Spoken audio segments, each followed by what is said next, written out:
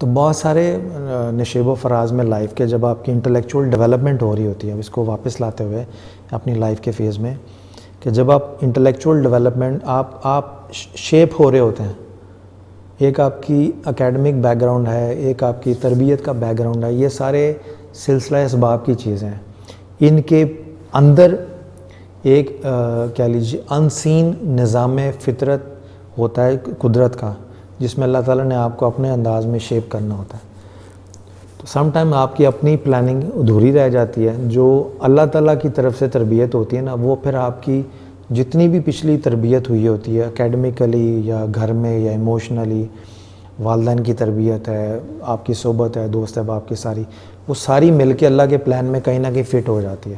تو وہ اب جو میرا جو ہے کہنے کا کہ گھر میں جو صوفیانہ مزاج تھا ہمارا، پھر آگے کرسچن مشنری ملے، تو ان کے رویوں کو دیکھ کے میں اس طرح سے حضور صلی اللہ علیہ وسلم کی محبت میں گرفتار ہوا، جس میں گرفتار ہونے کے لیے یا جس میں مبتلا ہونے کے لیے لوگ بڑے بڑے نشیب و فراز سے گزرتے ہیں. اور پھر اس محبت کے وسیلے سے پھر میں مولانا روم کو بھی پڑھا. میں نے میری زندگی کی پہلی کتاب مولانا روم کے اوپر ہے، نغمہ رومی. پھر ترکی جانے کا اتفاق ہوا مجھے، وہاں حاضری بھی تھی مولانا روم کے مزار پہ. تو آپ یوں سمجھ لیجئے کہ حضور صلی اللہ علیہ وسلم کے سامنے جب زندگی میں پہلی دفعہ میں کھڑا ہوا جالی مبارک کے سامنے، تو پچھلی ساری زندگی بچپن سے لے کے وہ ساری رول بیک ہو گئی. تو ایسے لگا جیسے پری پلانڈ ہے سب کچھ، ٹھیک ہے نا. وہ چاہتے تھے کہ میں جب ان کی بارگاہ میں حاضر ہوں تو ان جذبات اور کیفیات کے ساتھ حاضر ہوں. اگر میں سیٹل ڈاؤن ہوتا مثال کے طور پہ، اگر میں یعنی ٹریڈیشنل میتھڈالوجی سے پڑھا ہوتا یا جو بھی ہے، تو آدمی وہاں جا کے بھی اپنے علم کے غرور میں مبتلا رہتا.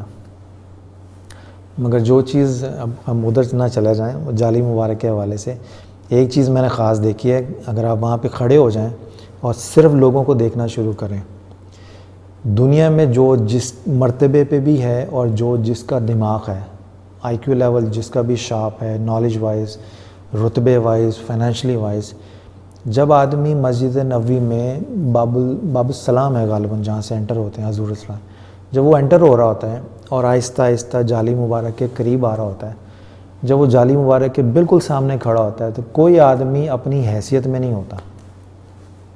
جیسے جالی مبارک سے باہر نکلتا ہے نا، پھر وہ واپس اپنی حیثیت میں آتا ہے. تو میں نے اتنے کٹر جو کہتے ہیں نا وہابی اور اتنے سخت مزاج لوگ دیکھے ہیں، مگر جیسے جالی مبارک کے سامنے ہوتے ہیں تو آنکھوں سے آنسو ہیں، زار و قطار رو رہے ہیں.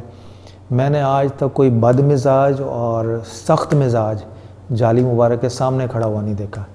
میں 1.5 سال رہا ہوں اور ہر ویکینڈ پہ میں مدینہ پاک ہوتا تھا الحمدللہ.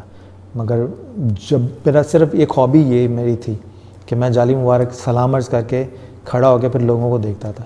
وہ دیکھنا اس کا اپنا مزہ ہوتا ہے، لوگوں کی حاضری ہو رہی ہیں تو وہ اپنا ہی اس کا مزہ ہوتا ہے. مگر میں نے دیکھا ہے جتنا بھی کوئی کیا لینا آپ، جن کو میں جانتا ہوں پاکستان میں بڑے بڑے نام ہیں جو حاضری کے لیے آتے ہیں، اس وقت عام آدمی میں اور خاص آدمی میں جالی مبارک کے سامنے وہ کوئی خاص حصار ہے کیا ہے مجھے نہیں پتہ، بٹ آپ وہاں پہ صرف عام آدمی کی حیثیت سے ہی گزر سکتے ہیں. اور آدمی عام ہوتا ہے، جیسے جیسے اندر انٹر ہوا ہے نا دروازے سے، تو جالی مبارک تب مکمل عام ہو چکا ہوتا ہے. عام آدمی ہو کے جیسے پھر باہر نکلے گا تو اپنی اصلی حالت میں دنیا بھی آئے گا وہاں.